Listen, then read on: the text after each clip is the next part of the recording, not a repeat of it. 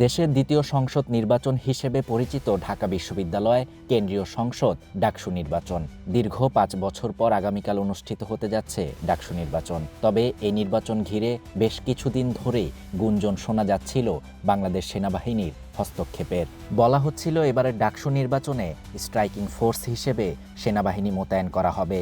Vote গণনার সময় vote কেন্দ্র কর্ডন করে রাখবেন সেনা সদস্যরা। তবে ডাকসু নির্বাচন ঘিরে চলমান গুঞ্জনের জবাবে বাংলাদেশ সেনাবাহিনী তাদের অবস্থান স্পষ্ট করল।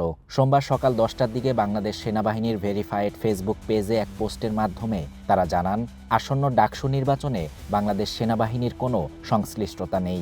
বিশেষত ডাকসু নির্বাচনে সেনাবাহিনীর হস্তক্ষেপের প্রশ্নই আসে না। এর আগেও সেনাবাহিনী কর্তৃক আনুষ্ঠানিক সংবাদ বিজ্ঞপ্তির মাধ্যমে বিষয়টি স্পষ্ট করা হয়েছে। ওদের স্বপ্ন পূরণে পাশে থাকতে পেরে আমরা গর্বিত।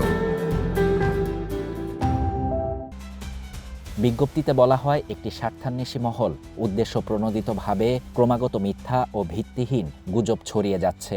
এ ধরনের বিভ্রান্তিকর অপপ্রচার স্বাভাবিক স্থিতিশীলতা বিনষ্টের অপচেষ্টা, যা সার্বিক নির্বাচনী পরিবেশকে ব্যাহত করতে পারে।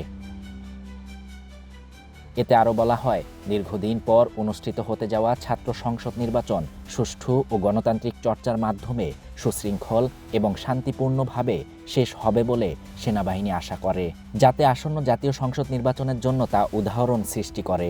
নির্বাচনে অংশ নেওয়া প্রার্থী, ভোটার এবং সংশ্লিষ্ট সকলের প্রতি শুভকামনাও জানায় সেনাবাহিনী।